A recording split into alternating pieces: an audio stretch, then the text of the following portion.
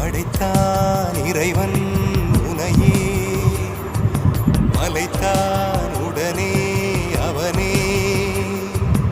அழகை படைக்கும் திறமை முழுக்க உன்னுடன் சார்ந்தது, என் விழி சேர்ந்தது. விடிய விடிய மடியில் கிடக்கும் பொன்வினை உன்மேனி மீட்டட்டும் என் மேனி. இறைவினில் வந்து கலந்திடு, வீரல் பட மெல்ல கனிந்திடு.